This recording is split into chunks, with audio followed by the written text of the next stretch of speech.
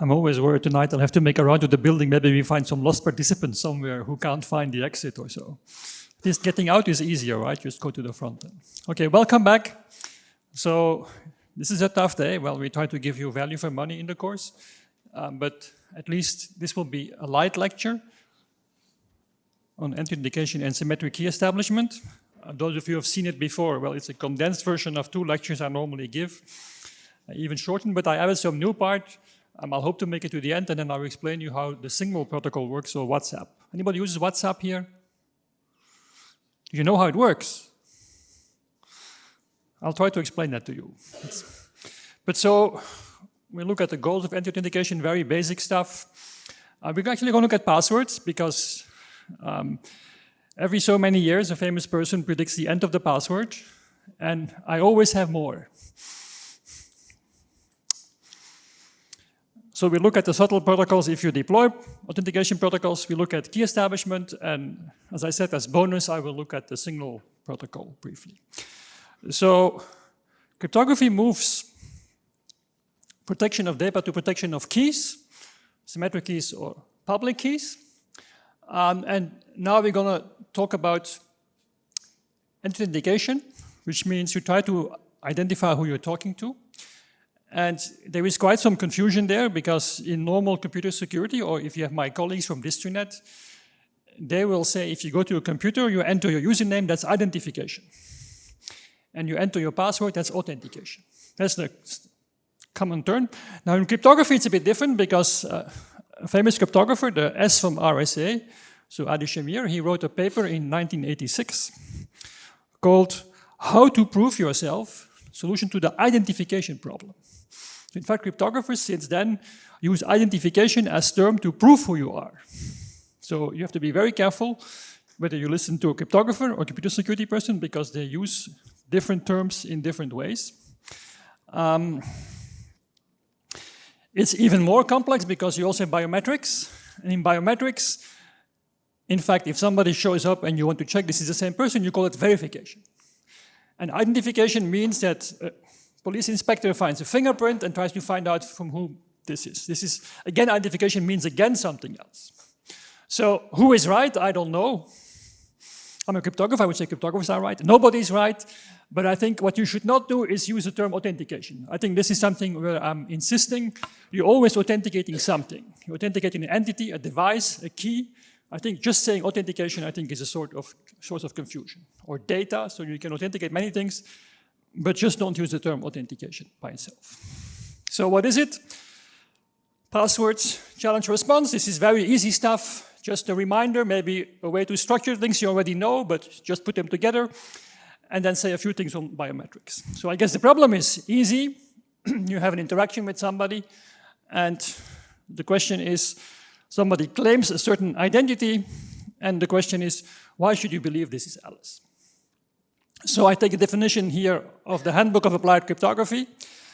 This is this book from 1997, this thick green book written by Menezes, Van Oorschot, and Van Stone. It's available for free online. It's a bit outdated, but many things are still very well up to date, like definition of authentication. So you're convinced of the identity of another party and of the fact that this party is alive during the protocol. So there is a notion of liveliness, which means that somebody's signing a document and you're getting that document 2 days later. This is not authentication of entities. So I guess you all know that it's based on 3 things: something you know, something you have, and something you are. I guess this is kind of the multi-factor thing. And this used to be very innovative 20 years ago, but of course today we have multi-factor authentication in many places. This is now commonplace because biometrics has become very cheap. It used to be very expensive technology, only for nuclear secrets, and now actually we have it on our phones. But of course you can also use your behavior. So this is, some people also call this biometrics, but your behavior you can change, the way you sign, the way you walk, the way you use your phone, the way you hold your phone. So remember, I talked this morning about spying on everybody all the time. Well, in fact, that's behavioral biometrics. How is somebody interacting with their device? And then, of course, more and more is location. And for those of you who are old enough to remember the early 90s with those modems, and these modems used dial-back and tried to use the phone network to find out where you were. But of course today, your location is determined by either mobile data, so 2G, 3G, 4G, 5G, or by Galileo or GPS or something like this. Or your context, and we'll come back to that. So there can be many elements, but of course we still use for many things passwords. And I guess we all know this is not very secure because, in fact, it's a disaster, but we still use it a lot. If you want to understand how to make it better, you have to look why is it not secure. I guess the first reason why it's not secure is that you just sent this password in clear over the network. This was okay when you were sitting next to the IBM mainframe and you were typing this on a terminal and you could see the cable to the mainframe, then that was okay. But as soon as we got LANs or the internet, passwords on the internet is not a good idea, of course. So you can intercept this, but there is more problems. Passwords can be easy to guess. Of course, now Bob has your password. Anybody here sharing passwords over multiple applications? And the rest doesn't want to admit it. Okay. So, of course, this means that if you give your password to Bob, then Bob, if they're malicious, they may say, maybe this person is using the same password somewhere else, and they may try this as well. And of course, if Bob is hacked, and we saw the data breaches this morning, then you find all the passwords. So in fact, it's a horrible system. So why do we still use it? Because it's cheap for the server. It's expensive for the user. Well, it's kind of cheap for the user as well because, you know, you can use always the same, or you can store it in your browser or store it in the password manager. But anyway, for the server, it costs nothing. Right? The most expensive thing to do is a password reset. And that used to be expensive because people had to call to get a new password. But now you just send them a link to an email address, you click on the link, and in fact there is zero cost or very small cost. This is why we still have passwords. Everything else will cost more, and this is why it's so hard to kill. It's very difficult to beat free with something else. So, but of course, a password is also doesn't detect liveness because it can always be an interception and a replay. So in fact, if you take my previous definition, a password does not offer entity authentication because it can be an old password. Now, how can you improve this? Well, an old trick from the 70s, very early on, was there is no need for Bob to store your password. Bob can store the hash of your password on the cryptographic hash function. Okay. And then if you break into Bob's server, you will only find the hashes, and presumably if you chose a good password, it will be hard to recover the password from the hash. So this is a very low-cost measure to get much better security, and this is what most applications do, although not all, but most of them do this now. So this is kind of a standard defense. The big problem with passwords is, this is an easy graph. You can compute the entropy of passwords. So if, I'm quite sure Vincent spoke this morning about key lengths and the fact that you need 128-bit keys, or if you listen to Frederick, even 256-bit keys, although I'm not fully agreeing with that. So for example, Grover's algorithm cannot be parallelized. And for AES, you would need 2 to the 72 quantum gates. I mean, on the biggest chips we have today have something like 2 to the 34 classical gates. 34, okay? 2 to the 34. So even if you have 1 million of those, you still have 2 to the 54 classical gates. I don't know how you're going to build 2 to the 72 quantum gates to implement Grover's algorithm. But okay, give or take, we know that we are looking at 128 bits or 256 bits. But so you see, in fact, something we can easily remember is like 6 or 7 characters, lowercase, that's about 32 bits. And if you want something that's 64 bits, then you need 10 characters from the full keyboard, which you probably can't even type because you will block your terminal with Control S or so, right? So more or less, we can't remember this. Of course, the solution is to have longer passwords or passphrases, but then they're kind of painful to type. But so what is the problem? The problem is that computers got faster and faster, but our brain capacity has not increased. Right? A password in the 70s, probably a 50-bit key was more than enough, and that was still kind of doable, but today, of course, this is not enough anymore. But the problem is we can't remember 128-bit keys as humans. Well, I saw once a presentation by a Japanese professor who taught his students to remember 128-bit keys, but that's a bit cruel, right? I don't think it's really a very good strategy for the long run, especially if you have to remember 20 or 30 passwords, right? It becomes hard. There is some other things, again, 70s stuff you can do. You can give every user a different hash function. This is called salting. So you have a public parameter which you assign to the user and you store in a public database. It's called a salt. It's not secret. It's stored in the Unix in the etc passwd file. And so you hash the password and the salt and you store the salt there. What is a nice thing?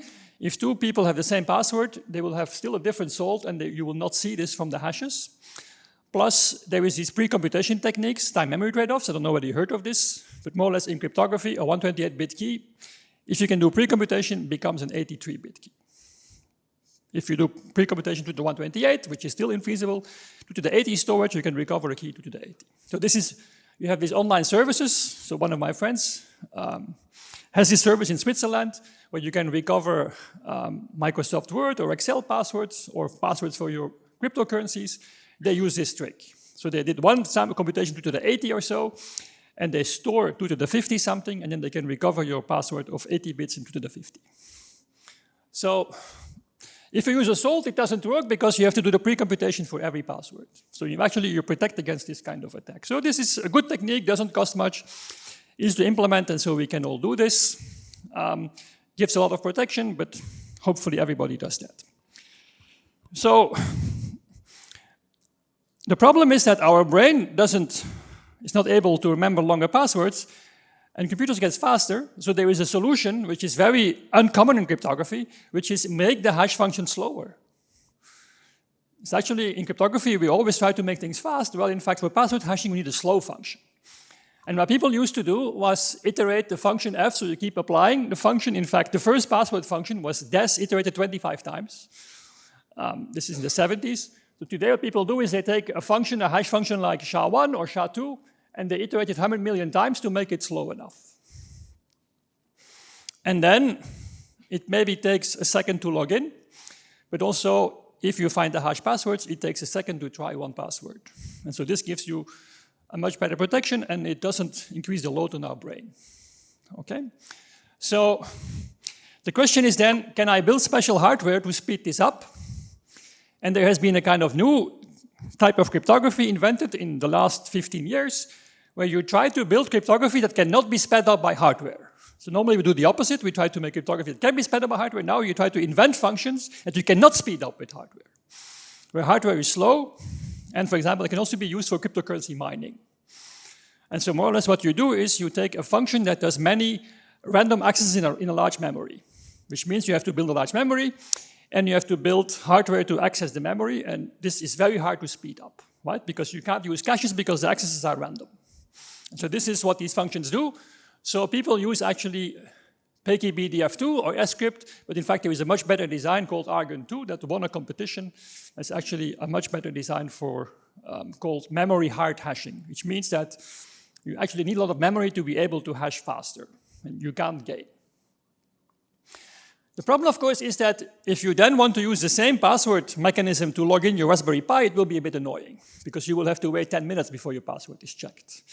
Okay, and also the big tech hates it as well, because if you're a big tech company, you have 10,000 of users logging in at every second. And if it takes a second to check a password, then they have to build 10,000 of servers because users don't want to wait. And so big tech hates this solution. So they don't want to do this because they don't want to spend computational time every time you enter a password, because they have 10,000 of users logging in at the same time. What does big tech do? They usually don't tell you, but in fact, there was a talk at Real World Crypto by Microsoft, I think 2017 or 18 in London, and they showed what they did. So no, Microsoft was Facebook, sorry, Meta now. What they do is very interesting. They actually take MD5 of a salt and the password, then they apply HMAC, then they apply bcrypt, and then they apply SHA-2. Admire the elegance of the scheme. So this is what we find in real life. This is called cryptographic spaghetti. And why is this done this way? Well, they started with MD5 and salt of password, okay? And then they realized it was not secure enough, so they actually applied HMAC with a secret key, and we call this sometimes a pepper. So which means that your password check function somewhere has to have an HSM or a secure key where you need the key to hash the password. This means that if you compromise the hashed passwords but you don't find the key, then you can actually not recover passwords from the hashed passwords. So it's actually a good idea. But then I guess they were worried that their key would be compromised anyway, so they applied bcrypt, but then bcrypt gave a large result, so then they applied SHA-2. Now, a good question, which I always ask my students, is why didn't they just use SHA-2 with bcrypt? Why did they keep all this stuff here?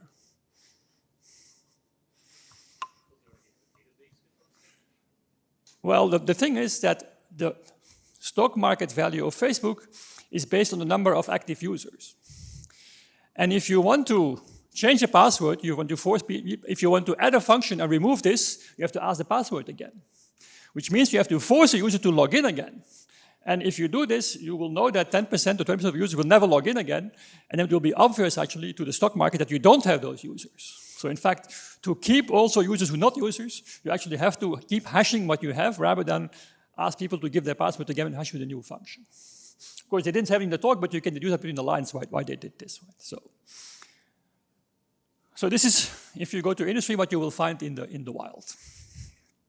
And I don't think they will ever replace that. So, if you can't remember a password, you can store it. And so the easiest place to store a password used to be in, or you can store some secret, is a bank card. In the back you have a MAC stripe. Or a while ago, these USB keys got introduced and you can actually store your key on there. And then there is no problem. You can store actually thousands of bits of keys. On a MAC stripe you can store about 136 bytes. That's still enough key material. Of course, the big problem if you do that is that if you lose the USB key or the bank card and the key is written on there, you're in trouble. So it's maybe not the best strategy, but at least it allows users to remember or to collect or store large keys. Some other system that's being used, for example, it was used in Proton and it was also used in the EMV specs in one of the variant, the least secure variant that was, to the best of my knowledge, only deployed in the UK. So what you can also do is just store a signature of the CA on the name of Alice on the card. More or less, you put a signature saying Alice is a user in the system with the private key of the certification authority. And when you log in, you just send this thing. And any server can check with the public key of the CA indeed that the signature is correct and that indeed Alice is a user in the system. By the way, there is still one application where this is still being used, which is your passport or your identity card. The government signs your name, your identity with their private key.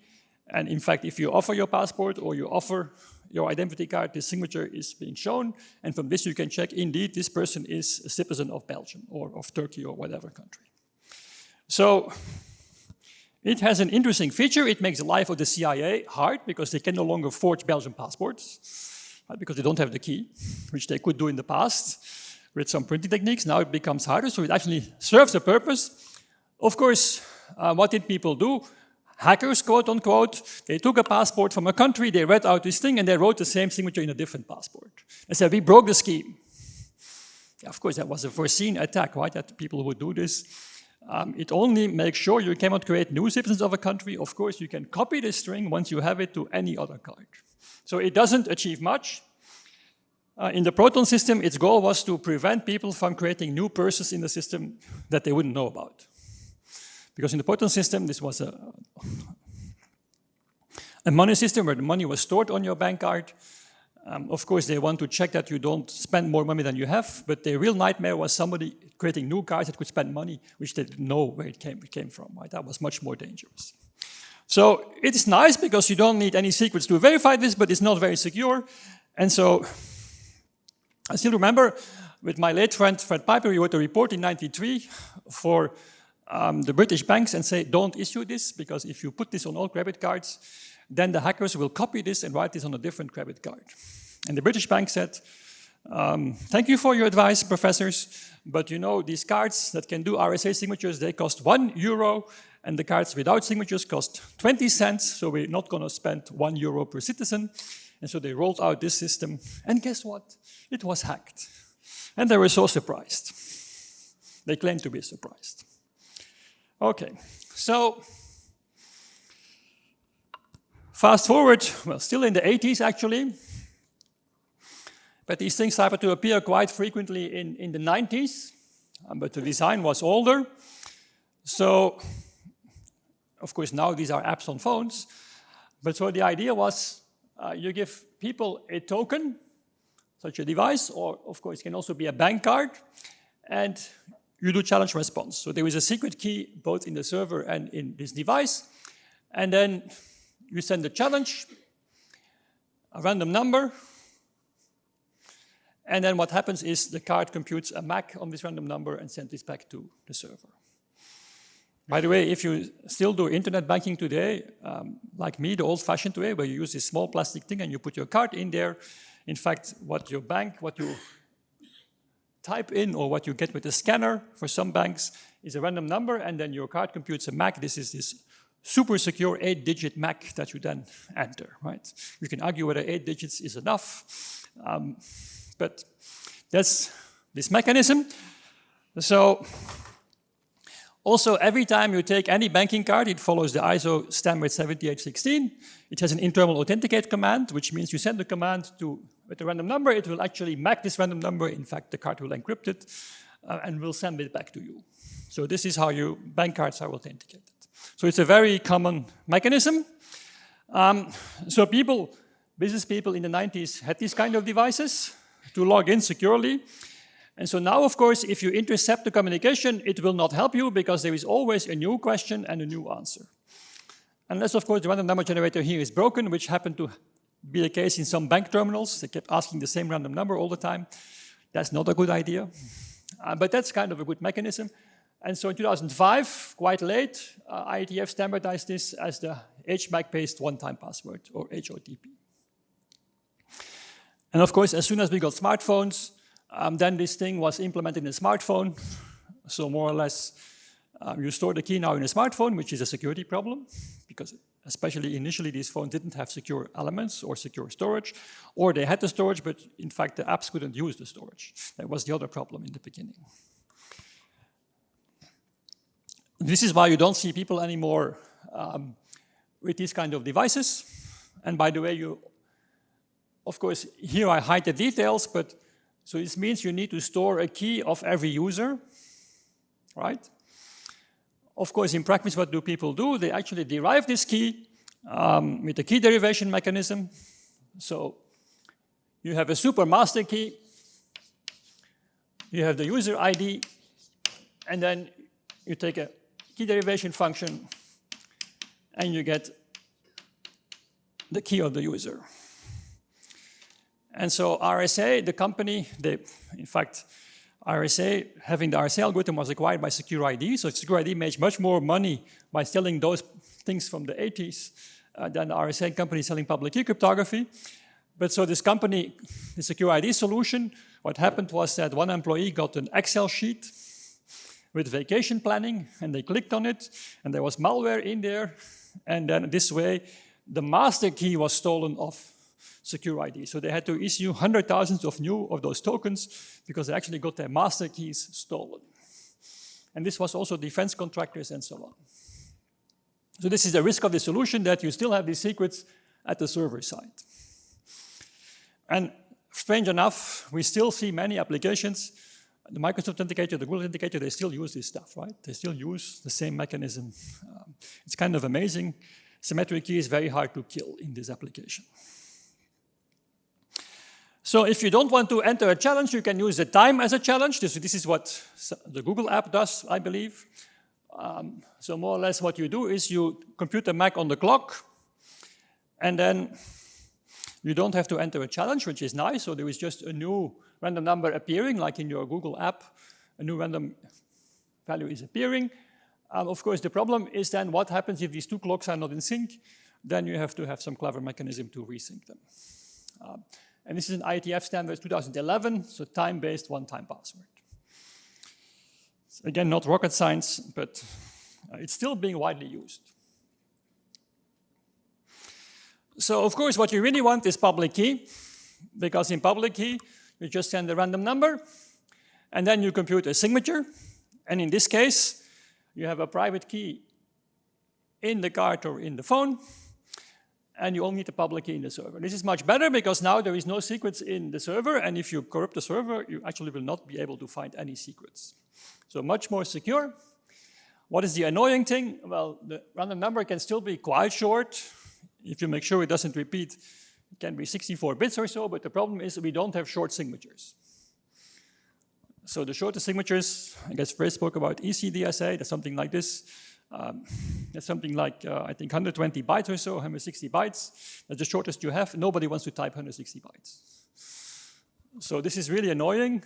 So you have to have some connection to the computer or some way to scan a QR code or something because nobody wants to type 160 bytes. That's a disadvantage. And so this is a solution also used by EMV in dynamic data authentication. So what I showed you previously was static data authentication. This is dynamic data authentication. So where the chip card gets a random number and actually signs it and sends the signature back, of course, is over the interface. This is more or less what you would like to do. It solves many problems, but the problem is that the answer is too long to be typed by a user. That's the disadvantage of this. But as I said today, with QR codes or with connected devices, we can actually solve this. So that's the way to do things. And so what you see these days is lots of applications, now high-tech applications that have been appearing in the last 10 years that actually apply this, which is more or less something that was designed for EMV 30 years ago. But it took a long time before we got this in the hands of the users outside the payment environment. Now, can we do better? Yes, we can do better. In 1986, or 1984 actually, Mikhail, Goldwasser, and Rakov got the Turing Award, or later on, for inventing zero knowledge.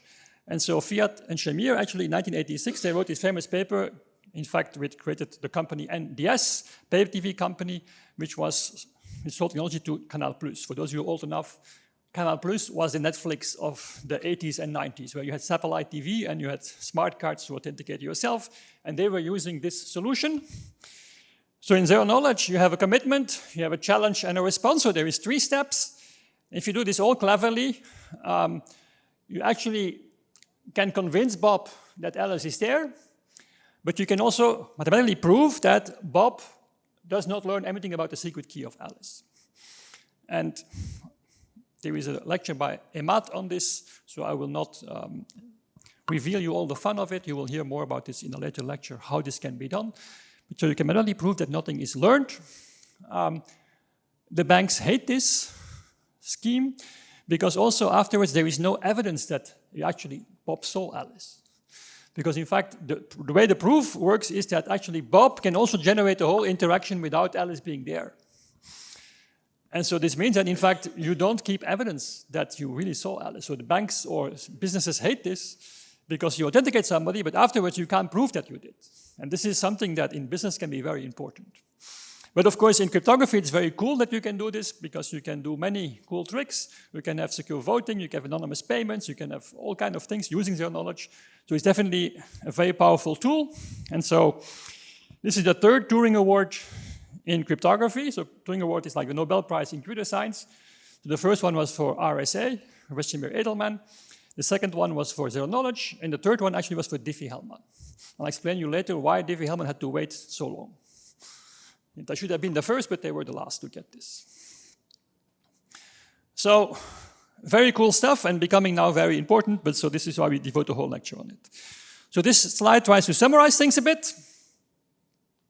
So look at all technologies that we have, going from passwords to a MAC stripe, so this or USB stick, with symmetric key or public key, then dynamic passwords or smart cards with a symmetric key, public key, smart cards, and zero knowledge, and you look at, can you guess the secret? Can you eavesdrop on the channel? Can Bob impersonate Alice? Does Bob need secrets info? And is there a mathematical proof? of the fact that no information leaks. And so depending on what you want, you can choose your options. So here I showed only security options. One of the reasons why zero knowledge was so popular is that actually a fiat-Shamir scheme was more efficient than RSA. And so this is why Kamal Plus implemented fiat-Shamir, because it only with squaring, it was actually more efficient than doing a full RSA exponentiation. And you had to also send less information, if I'm not mistaken. So now finally this is coming to us. So big tech is finally promising us in various configurations that we're going to get rid of passwords. Of course, there is always a price to pay, because if you never enter anything secret and somebody steals your device, you still have a problem. Right? So this is, I guess, if you paid attention, if you move all security to a device and then you lose the device, well, there is no security left. So Google actually implemented something first internally, and this is the first talk they gave about this was at Financial Cryptography 2016, where they actually discussed the usability of this thing. So this is when this was introduced in Google, I think around 2014 or 15. So this is the famous security keys. So it was first used internally by Google and then put on the market. It's like a USB key. It has only one feature. You have a button to press every time you want to log in. So that, in fact, you can keep the device plugged in, and you should not worry that people can authenticate, because you actually have to physically press the button before the thing will do something. So they're worried about web attackers, rapid site attackers, network level attackers, and malware, but not in the browser. They still trust the browser. Okay. So this hardware, if you work for Google, you have one of those. You better get two of those, because if you lose one, then you can't work anymore that day, right? You have to wait for another one. Take it very seriously. But similar mechanisms have also been implemented in the Titan chip of Google, and also some Pixel 3 and onwards. I'm not selling any products here, but there's actually built in their products. How it works, I'm a bit reluctant to show you the next slide, because the next slide gives you a headache. But I can also try to explain it in words. Maybe I'll show you the slides. Don't get a headache, please. The slide is horrible, but I didn't have time to make a better one. It's actually a very simple scheme. What you do, if you want to register with a new website, and don't try to read the details, but you can try to recover it later, you make a key pair for this website. And you store this. In principle, you would like to store this key pair in your device. And so this key pair is only for this particular website. So you cannot use it. If somebody wants to log in for another website, they will use a different key. So this means that you can prevent that. For example, your identity card, there is a problem that you think you're going to file your taxes in Belgium, but in fact you're logging into some website that will steal your health data right behind your back with impersonation. So how do you log in then? Well, that's the next phase. So I haven't explained it yet, but next phase you log in. It's very simple. Of course, it looks horrible on the slide, so it's not simple, but more or less you get a challenge, and this challenge is being signed, and you send that back. So this is more or less the protocol, a challenge, and you sign this. Okay, so this is the same protocol as I showed you. But this key is specifically for this website. Now, what is the problem? The problem is if you now are using this product with hundreds of websites, you have to store hundreds of private keys and public keys on your token. And this will not be feasible, because this memory is limited of this token. So what is the clever idea of Google is that you actually take your key pair, both your secret key and your public key, and you store it on the server you will authenticate to. Okay? Is that secure? No, but what will you do? You will encrypt it under a key which is in your token. And that's the clever trick. It's actually the egg of Columbus. So you have a key here in the token, and you will use it to encrypt your key pair, and you will send actually to the server your encrypted key pair. And so if you then visit the server will give you back your key pair, you will decrypt it, and now you can run the protocol. And this is, I apologize, this is the best slide Google could make apparently, and I didn't have time to make a better one. But the idea is very simple. Okay? And it kind of works. So it's, of course, it requires that the website is updated, and it requires that you have such a key. And I guess, being human, it requires you have two of those keys, because you will lose one someday, and then you're stuck. Okay? And so you have to register then the two keys with the application. So FIDO is working on these kind of things. So FIDO is standardized this. So FIDO stands for Fast Identify Online. And so this previous scheme is known in FIDO as UTF, Universal Two-Factor Authentication. But FIDO has moved on, and they now have FIDO 2, which is CTAP2, Client to Authenticator Protocol, which is elliptic curves. And then they have worked with the World Wide Web Consortium to web authent using RSA. And this is a scheme where you only use a password to register your device to your browser, and then you trust your browser. And this is more or less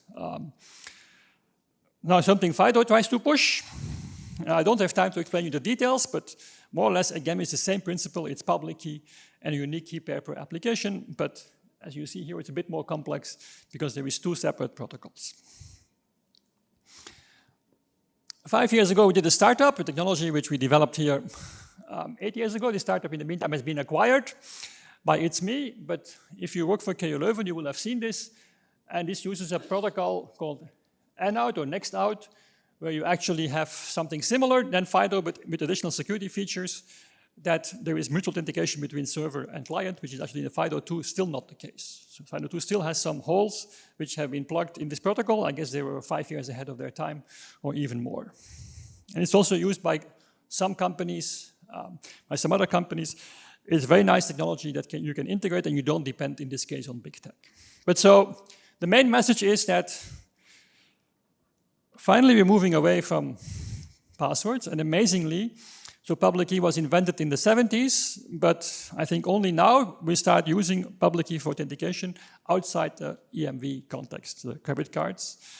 We finally are now using it, but it's still a long trajectory, and for now, we mostly still depend on big tech, which means that the FIDO solutions, you depend on big tech to do it for you. If you don't want to depend on big tech, you can use something like next out. Technology where it's possible to do it also without, but at least it's possible to get rid of passwords. You still may need a password to authenticate yourself. For example, those of you who use the KU Leuven Authenticator, so every time you log in, you're still expected to enter a PIN code or a biometric, but this stays on your device. It's not going to a server where it can be compromised. That's the difference, I think, with all the solutions. Okay, so in practice, authentication is tricky because there is phishing. You can lose your device. People share their devices. You can take over the connection, and there is mafia fraud, so I'll try to go to those quickly. I guess phishing, you know about the problem, that you think you authenticate to the right website, and in fact, you don't. And it sounds like, as a cryptographer, you think about it, oh, I can solve this. It turns out that it's very hard to solve because it depends on user decisions. Unless you can guarantee that your user only goes to a limited number of sites, in general, it's a very hard problem because users have to decide. And you have to have technology that helps users decide, but this is always very tricky. Because, something that was invented was, let's have extended validation certificates where we really check websites. We're going to make the bar in the web browser green. No hacker can do that. There is no hacker who can make a green bar in a web browser, sure. So that's the problem, right? You have to convey a message to the user, and the user has to make a security decision based on your information. And if you think that's easy, well, then you haven't understood the problem. So cryptography can help, can make these attacks harder, but cannot fully stop them. It's definitely tricky. So if you use a device in the KU Leuven Authenticator, it's very easy to use. So I think another feature I forgot to mention there is you never enter your username. So in fact, if you go to a website, you click on the website and your phone opens and you just enter your local PIN or biometrics. You never have to give your username. But in general, if you use your phone and you don't have a secure lock on your phone, and you have a bad PIN, or you can see from the smudges on your phone what your PIN is, well, then you still have a problem. Right? So this is this issue, and I think many of those FIDO solutions as well, if you don't properly protect your device, then if you lose your device, you're in big trouble.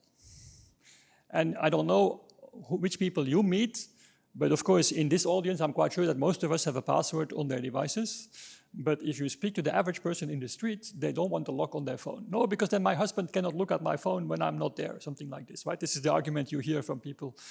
So it's amazing what fraction of the population actually has no password or on any device they have. So this means that if you then put all this high-tech public key there, you actually made the situation worse, because now you can log into everything once you're on the device. So this is actually makes it tricky. And of course, people will share devices. Can you stop that? Yes, with biometrics.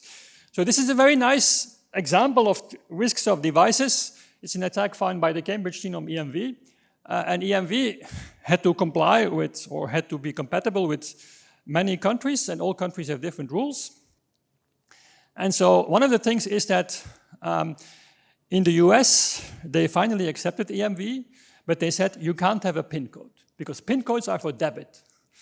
For credit cards, no PIN code. For credit cards, we do chip and sign. Okay, so in the US, if you pay, now it's over, but in the past it was, if you pay credit card, you give your EMV card, and then you sign still a slot of paper, possibly on a screen, but you always sign no PIN code for credit card, because then the consumer is confused. Okay, so now the Cambridge team found a very clever hack.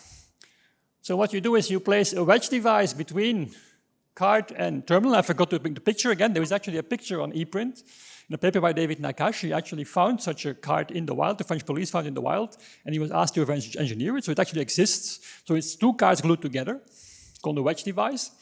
And so this wedge device tells the terminal that the PIN was okay, and it tells the card we don't check PINs today. Okay, so the card actually gets the message that we'll check the signature, don't give the PIN. And to the terminal, the wedge device says, I checked the PIN, it's fine. And so you actually exploit the two options in the protocol. And so one party thinks that the signature is checked, the other party thinks the PIN is checked. And in fact, nothing is checked. And so this is how they were able to, academics were able to show that this was possible, and this was later found out in the wild. Okay, so this shows you that even if you have clever protocols, even if you think you check everything, in practice, deploying this is very tricky. And you can make many subtle mistakes that are not so easy to find. I will not say too much about biometrics, but I think 10 years ago it was still pretty exotic. Today it's now in all our phones. We have fingerprint readers and face. I guess the problem is more now how to stay private, how not to have face recognition. There is many features, so I'll go fast here. I guess I'll skip the procedure. I guess you all know how it works. Something to remember is that most biometrics are equivalent to something like a 6 to 8-bit key. No matter what the vendors tell you, in fact, very often false accept, false reject is about 1%. So it's now slightly better, but my previous phone model, a Samsung S8, I registered one finger and I could log in with 4 other fingers. Okay, and I could demonstrate this lively. The phone has now died, unfortunately, but I didn't do anything special. Okay, I just did this on my own phone just to test the system. And this is not so special. There are also fingerprints that work with like very high probability for any fingerprint. So fingerprints are not very secure, but they're cheap and they're easy to use. Small sensors and so on. I'll skip this. I guess the main message is that the first attack on fingerprints was done by a cryptographer, a Japanese professor who in his kitchen made this gummy bear thing, and he actually showed, this 2001, he showed how he was able to fool, at that moment, 90% of fingerprint scanners. Okay?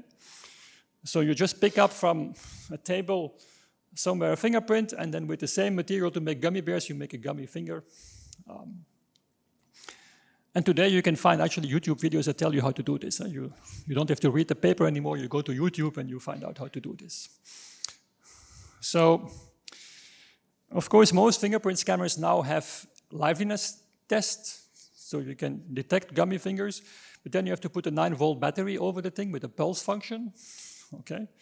And then you can also still defeat the liveliness test. So the future seems to be face. It works very well. Computers are better at recognizing humans than we are, though there is the problem of morphing. I don't know whether you saw about this, but so you can actually, with a clever technique, you can take the picture of 2 people, and to the computer, it looks like one person, and to the human, it looks like the other person. And this is the reason why, in Germany, for example, if you go for a passport or ID card, the picture has to be taken in the city hall. And also in Belgium, I think they announced 6 months ago that they would do this. They would give this facility to City Hall. And immediately, of course, the photographers shouted loudly this was scandalous because, of course, they charge you 15 euros for something that cost them 50 cents. But, of course, the real reason they didn't want to admit it is security reason. So in fact, there is still some problems there, but in general, the main problem is privacy. It actually works too well. So wrap up, in biometrics, a bit fast, but definitely it stops you from sharing devices. You can check the real person. Users love it because it's much easier to scan your finger or look at your phone than to type a complex password. Okay. You can't share it. Of course, it's very suitable for things like a frontier or somewhere where you have to go to a secure building and something has to be checked. It's for at home, there is still many more risks with people using face masks and photos and all these kind of things. So definitely not good enough. The big problem is privacy. You reveal medical data, but of course also you will be linked everywhere. So somebody predicted 20 years ago that in the future, the Western societies will go back to primitive societies. In primitive societies, the more important you were, the more of your face you could cover. And so maybe in 10 years, we all walk around with face masks, and not like the ones for the pandemic, but just, to hide, to prevent scanning, to prevent from being recognized all the time. So it's quite intrusive. In Malaysia, they introduced, I think also 20 years ago, this secure identity card, which was also the bank card and was also the driver's license. It was all secured with fingerprints. And guess what happened? People with long knives came, and they cut off fingers. Because if somebody's bank account depends on a finger, my advice is just my advice. I'm just an academic, don't listen to me, but if you put money on your phone, don't secure your phone with your finger. Just think about it, okay? If you like your fingers and you like your money, maybe you should not use your fingers to protect your phone if you have money on your phone. Just an idea, a random thought for tonight to think about, is it smart to do that or not? Because some people have long knives, okay? So there is some problems there. And the other problem, which is more legal, if you travel to the US, for example, and you have everything encrypted on your device. In fact, in the US, also in Europe, I think, in Belgium, they can force you to actually use your finger or your face to unlock a device. But with a password, in many countries, they cannot do it. You can refuse to give your password, but they can actually force you to give your finger or your face to unlock a device. Just a thought again.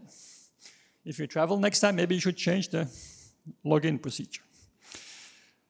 So the big problem, of course, also is that there is no key derived. So for remote connections, it's actually possible to derive a key from biometrics. It's very cool technology, and that's being used to identify hardware with puffs, but it could also be done for biometrics, actually, where you have privacy and security. But in general, my advice is to be critical of biometric industry because they don't do security testing like cryptographic industry. Biometric industry is into selling, not into securing things. And it's not a surprise that, for example, the first attack on these fingerprint readers was done by a cryptographer, not by a biometrics researcher. They don't do security research. That's kind of a little bit, but that's not really interesting. You don't make money with that. So that's good to take into account also when mobile phone companies say, well, now your fingerprint or your face is secure, only 1 in 10 million or whatever. Don't believe that, okay? Don't believe these things, and there is typically no scientific experiments to back this up. It's just made up by marketing. So it's very useful, but be critical. So of course, you can run any identification protocol you want.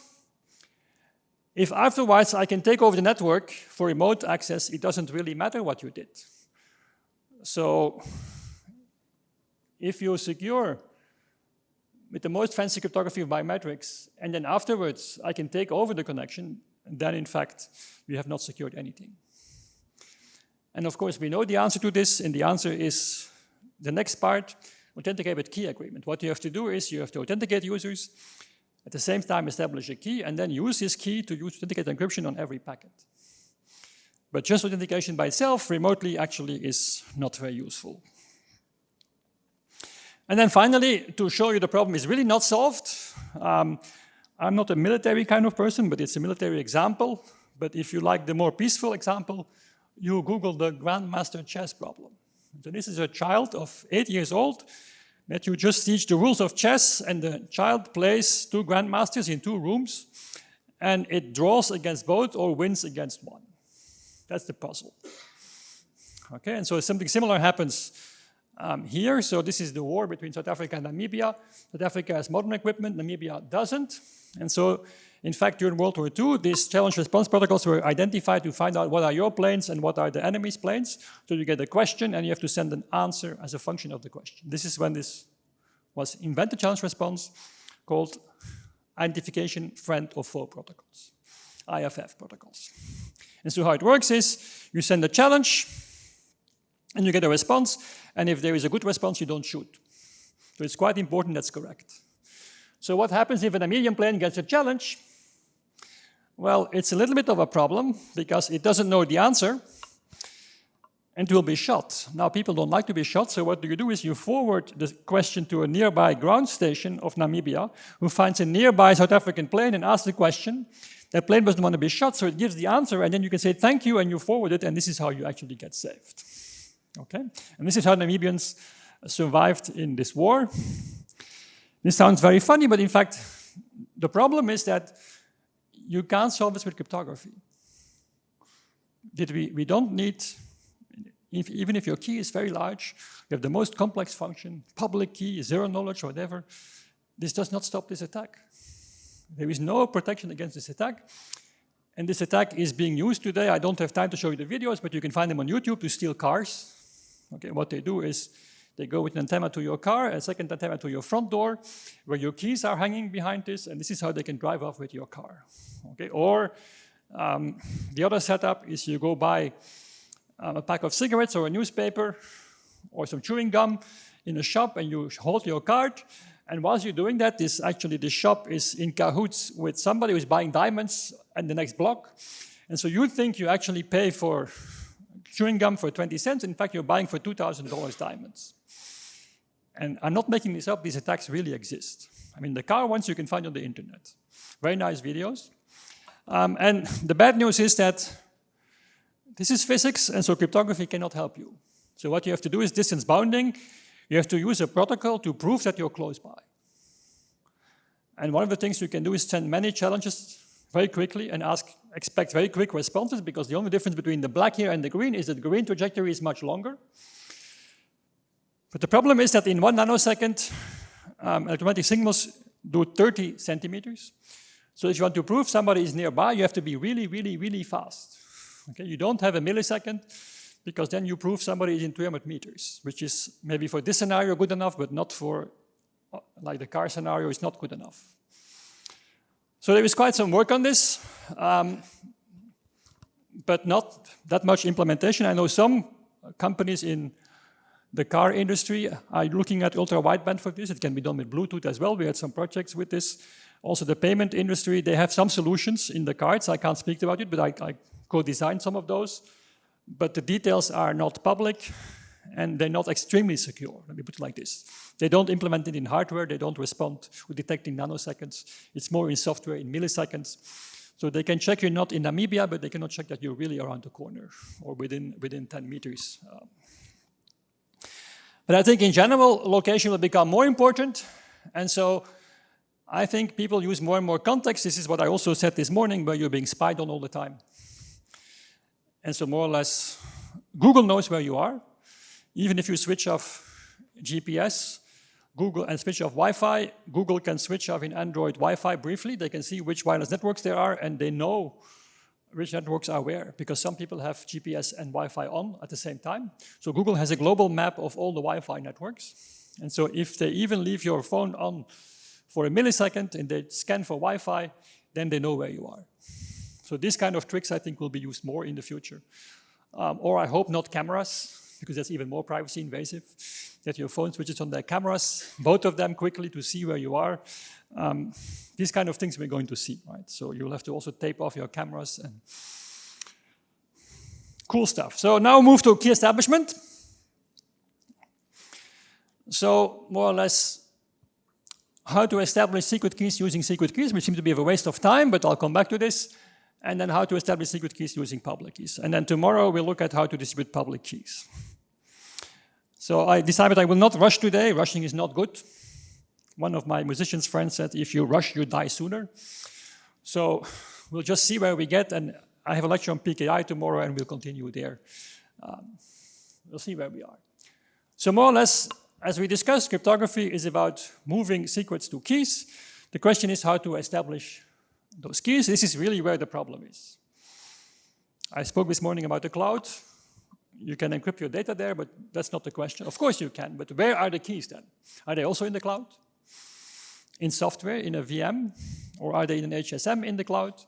Maybe in the HSM of Amazon, or in your HSM in the cloud, or are they on-premise? Or who has those keys? I think that's the big question. And of course, don't ask users to manage their keys because users are completely incapable of doing that. So, one of the most widely used systems to establish keys is the GSM system, and it's still being used, in fact, with a small variation in 3G, 4G, 5G. So this is a system designed in the late 80s with 6 or 7 billion users. And so you have a key in your mobile phone. Well, today it's in your SIM card, actually, and in your eSIM card. So this is called the KI in the mobile industry. It sits in your SIM card or your eSIM card. And more or less, the base station sends you a random number and you respond with the MAC. So the same protocol as we've seen before. So how do we establish a key? Well, we have another algorithm, secret algorithm in the SIM card called A8. This is operator dependent. In fact, the MAC is called A3 in GSM. This is called A8. And there you derive with the KI, you derive a symmetric key. And also here the same is being done. And so now you have a symmetric key which can be used to encrypt your communications. And this is how, on the one hand, you authenticate, so you establish the identity of the phone, so the user who will pay the bill of the call. On the other hand, you have a key now to encrypt communications and to prevent interception. So that's 2G. There is things to be said on this. In 2G, of course, this key is 64 bits, of which 10 key bits are put to 0, so it's only 54, so it's not really that good. And the first algorithms were A51 and A52. They were not very secure, especially A52, but A51 is also not so secure. And the interesting thing also here that I'm simplifying here, this doesn't come from the base station, this comes from the authentication center. But so the interesting thing here is that you don't authenticate the network.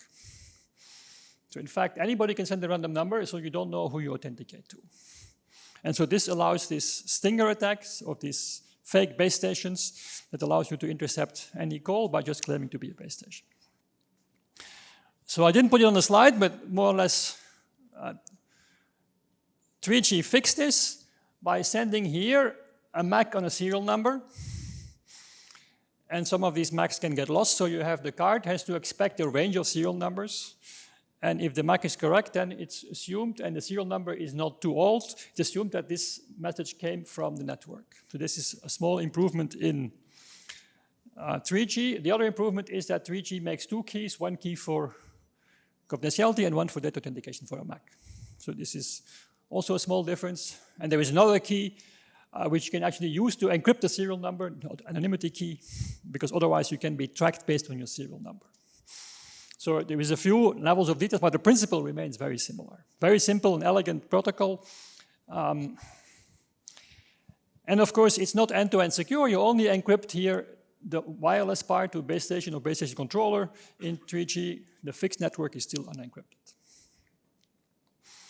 But this is probably the largest symmetric key protocol rolled out ever. It may be, of course, the payment systems also have large protocols, but they're typically national. Well, this is a global system where these keys travel all across the world, actually. There's more details. So here's another protocol. I'm not sure it's very important to show it, but so again, assume Alice and Bob share a long-term key. Alice makes a temporary key, puts the timestamp and says it's for Bob, and encrypts this with the shared key. And when we write encrypt here, we mean authenticated encryption.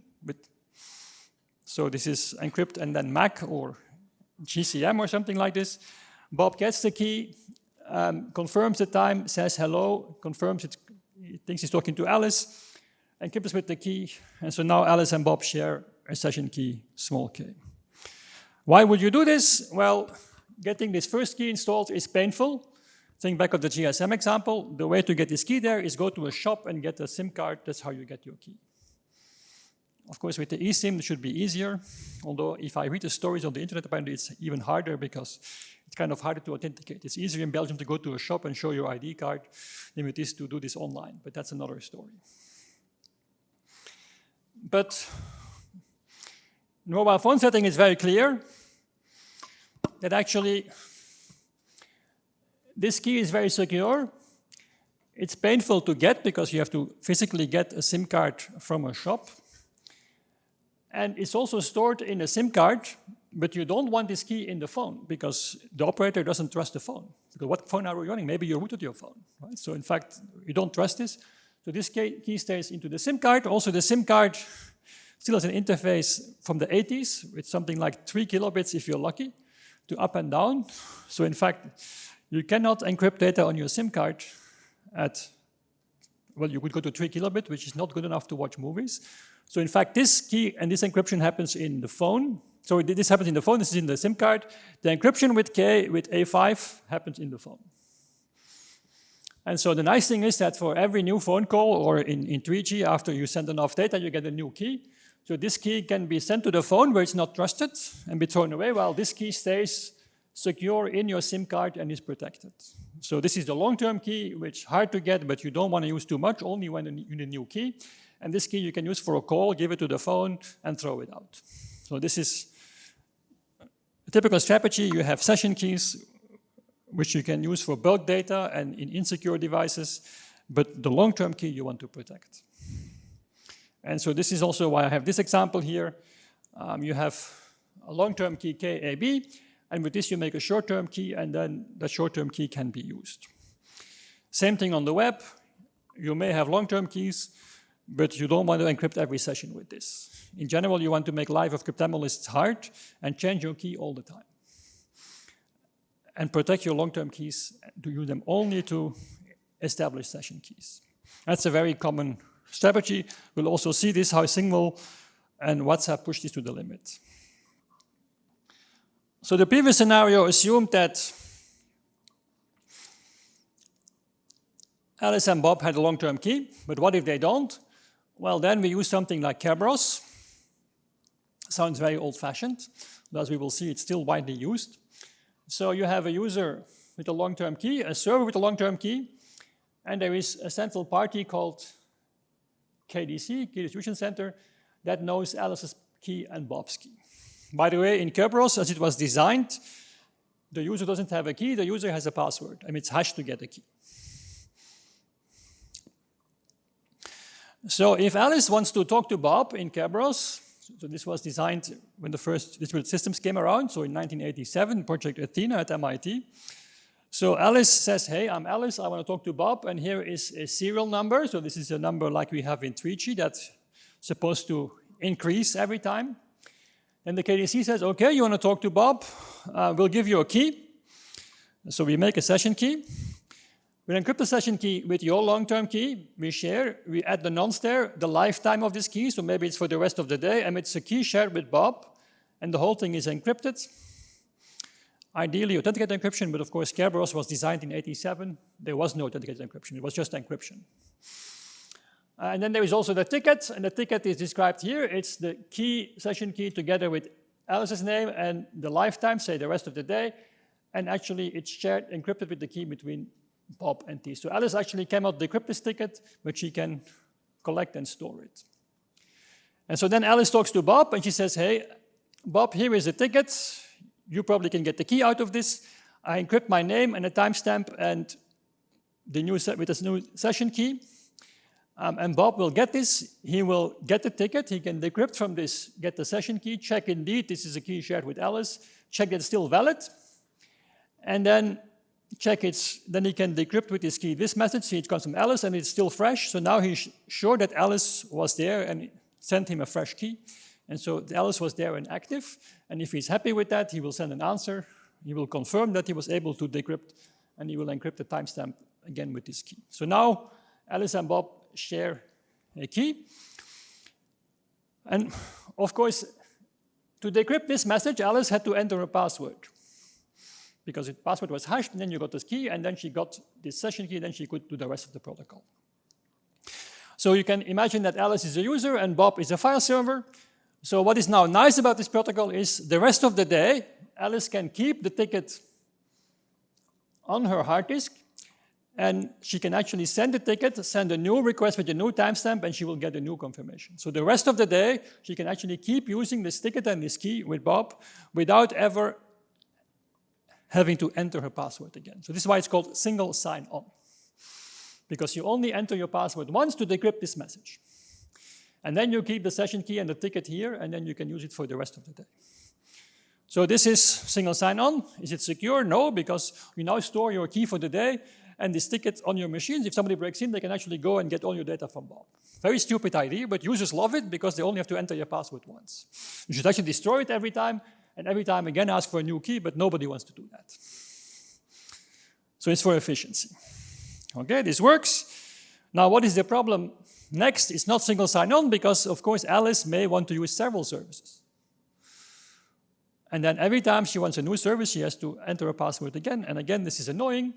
Now, there is no problem in computer science that cannot be solved with adding an extra level of indirection, except too many levels of indirection. Okay, so we have a level of indirection, which is we add, instead of contacting Bob directly, first you log in with the authentication server, you get a ticket not for Bob, but for the ticket granting server.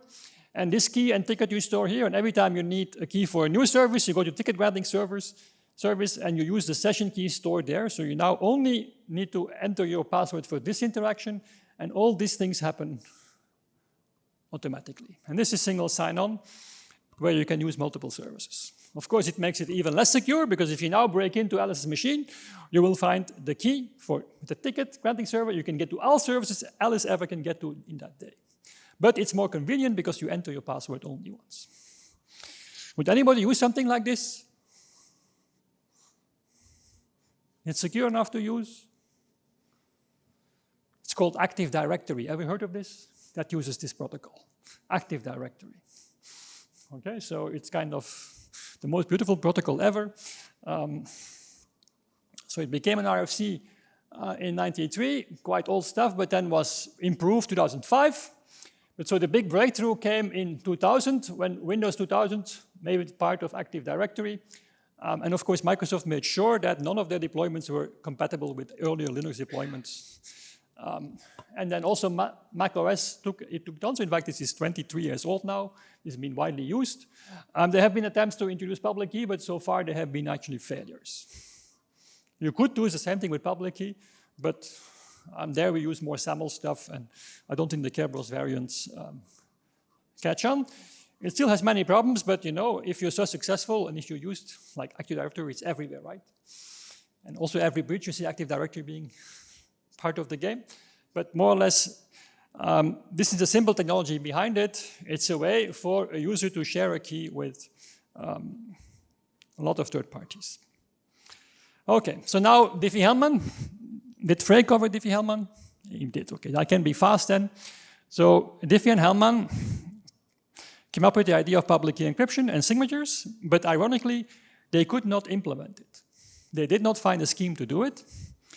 It was, so this is Stanford, it was MIT people, with Weschemir Edelman, they invented RSA, which can do public key encryption and signatures.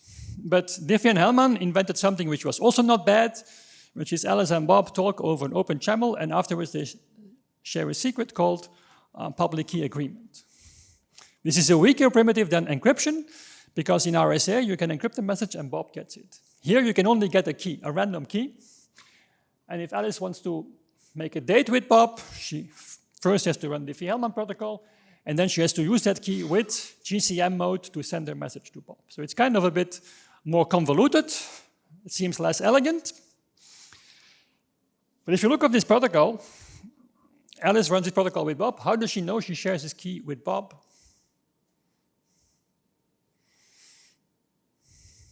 Well, she doesn't. Okay, there is no idea.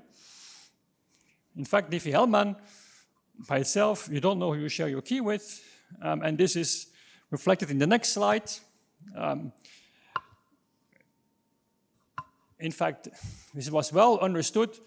there is a problem of the NSA. So maybe Alice is agreeing a key with the NSA, and the NSA is agreeing on a key with Bob. And so Alice will now encrypt everything to the NSA. The NSA will decrypt, read your messages, and re-encrypt with Bob, and you'll never find out. Any people use SSH here? So SSH uses Diffie-Hellman, and actually, you know that if the server is reinstalled, you get new keys. And in fact, every time the NSA can come in and actually make you use the fake key, so you actually have to go and check. And for those of you in my group, Edwardor was changed their keys recently. You got a message that you should actually look at your ROS file and check for the new keys. But most of us just log in and new key, yes, and we move on. Right? So in fact, we don't detect this because that's annoying, that costs time, but in fact, you should check the hash of the public key.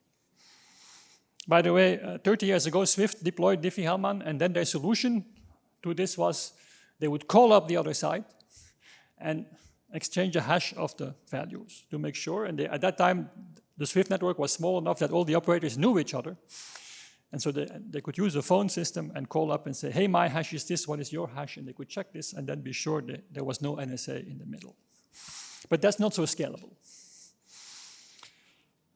So this problem was solved.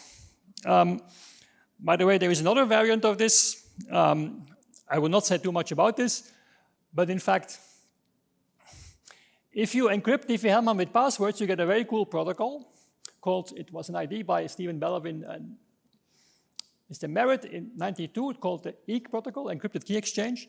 If you encrypt your Diffie-Hellman exchange with a password, you get very nice features because at this moment, if you intercept the communication, you cannot check a password guess. So imagine you guess the password. If you decrypt this here, the only thing you will find is Diffie-Hellman exponents, which are random numbers and random strings, so you actually don't know whether you have the right password. So it's a very cool feature for Alice and Bob to agree on a key based on a password, but you cannot afterwards run to all the passwords to see which one was used. So it's a very cool feature. Unfortunately, this never became very successful because some people filed patents on some variants of this stuff.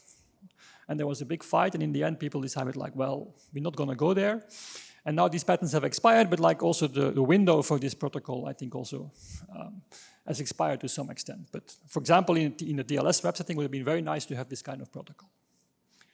Of course, what you can do is you can guess one password and have an interaction with the server, an active attack, and check whether if the password was correct, your guess, then of course you will find out.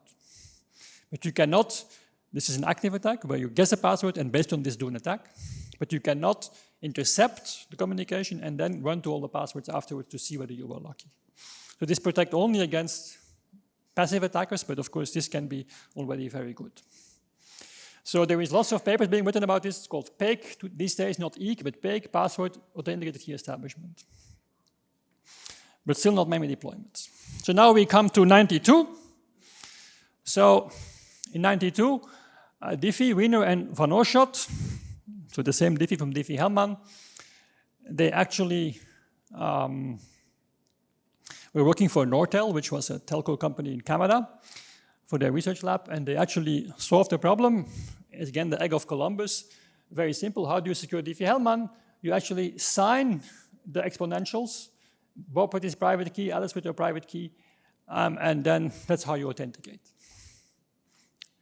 And then there were engineers, so they realized that at this moment in the communication there was a key, so why not encrypt the signature? And the nice thing is that you now have anonymity, which means that if you listen to the communication, you see a random number, and ciphertext. So in fact, you have no idea who's talking to whom, unless, of course, the IP addresses or so reveal this, but at least the bits exchanged are completely random. And so this allows Alice to establish she's talking to Bob. This allows Bob to establish he's talking to Alice. The parties remain anonymous for third parties. And the very nice thing of this protocol is forward secrecy. So now I have to explain to you what forward secrecy is. So let's go back to the Snowden documents. So how did the web work? What was the main standard in the web was the following. How do you get a key together with Amazon? You get the public key of Amazon using a certificate. We'll explain that tomorrow. Your browser generates a random key, encrypts this with the public key of Amazon, and sends the whole thing to Amazon. Amazon decrypts this, and now you share a key. That's how the web was working. Okay?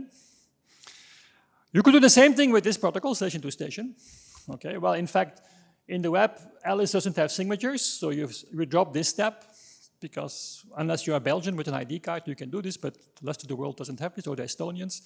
So in fact, you have these steps, you have Diffie-Hellman, and in fact, here the server establishes that it's indeed Amazon by signing with their private key.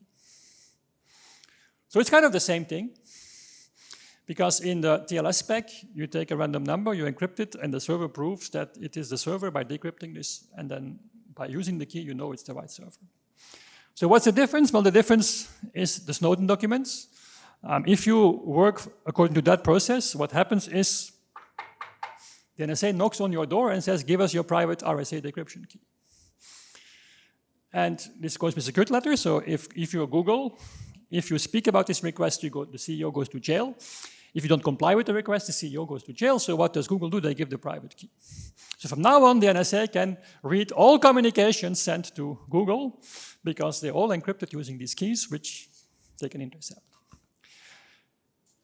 What's the nice thing about station to station or Diffie-Hellman is that here, the long-term keys is a signing key of Google. So the NSA can come and knock on the door. They get a key. And they get the signing key, which now, from now on, the NSA can be Google for you. But the NSA cannot read past communications, which is the difference in the previous scenario. In the previous scenario, the NSA always stores all ciphertexts they can't decrypt right away in Utah. And once they get the RSA key, they can start decrypting. In this scenario, if they collect all the ciphertexts, they get the signing key, they cannot do anything with it. It's too late. Because the sequence are the Diffie-Hellman values X and Y, and you're supposed to delete those afterwards. There's no reason to keep them in case the NSA comes and asks for them. Okay? So you would think that everybody uses Diffie-Hellman, right? And not RSA. So why was TLS using RSA? Because RSA requires one public key operation of the user and one decryption by the server. And here, Alice has to do a public key operation, A to the X, Bob has to do A to the Y, Bob has to do another one, A to the XY, and Bob has to compute the signature. So at the server side, you need here 3 public key operations compared to only 1 for RSA. And so Google and Microsoft were too cheap to implement this because it was too expensive. And we know because my student, Emilia Kasper, she's still working for Google. In 2000, I think, 10, she went to do an internship with Google, and she implemented elliptic curve Diffie-Hellman for them. And after her work, it was only 40% slower than RSA. And Google said, thank you very much, Emilia. I'm not going to employ it because 40% is too much. And then the Snowden documents happened. And it became obvious to the whole world that the NSA had the keys of Google. So within 6 months, by November 2013, Google switched to Emilia's implementation and actually went for Diffie-Hellman. Because they are now immune against this attack where you ask the key today and you can read all communications of the past 5 years. And so now you know why Diffie and Hellman had to wait till 2016 to get their Turing Award, because nobody was using their scheme because it was too slow. And only afterwards we realized, in fact, it's much more secure because it offers forward secrecy. And this is why they had to wait 19 years more than RSA, although they were first, so they got their recognition at the end. In the internet, it's called IKE or TLS. It's a very similar protocol. Of course, everybody likes to give it their name. There is some technical details different. You use some pseudo-random functions, you add some identifiers and some MACs and so on. So there is some technical details, but essentially it's station to station. Details matter, but essentially it's Diffie-Hellman and signatures, together with some technical details that do matter, though. I'm not saying they're unimportant, but okay. So SCS is kind of the Rolls-Royce of protocols. So it allows users to check that they have the right key. The user authenticated, at least in practice. On the web, it's only the server. They both know they have the right key. They're anonymous.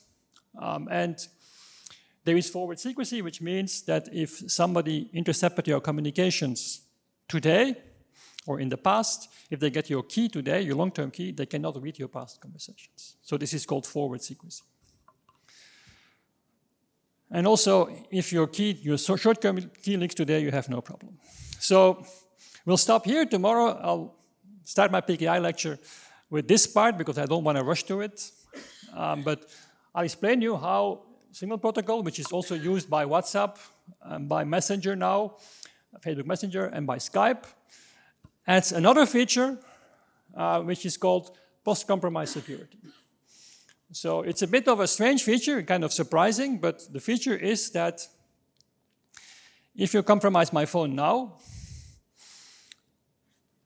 and you don't keep the compromise, which is a bit of a strange scenario, but still assume that you somehow get access to my data, say I'm at the border and you dump everything, then afterwards you can actually not read my calls anymore very quickly. So it's kind of the opposite of forward secrecy, it's future security. Even if you compromise my phone today, I kind of recover very quickly and get new keys, automatically built in. And they do this by doing Diffie-Hellman all the time, but I will explain the details tomorrow. So we'll stop here. So I guess thank you for your attention. I hope you found the first day useful. So tomorrow we start again at 9 o'clock in this room with Professor Matti van Hoof, who will speak about Wi-Fi security. And then you'll get the PKI lecture, but we'll start with the Signal Protocol as a warm-up. Okay, have a safe trip home and a good evening, and see you all tomorrow.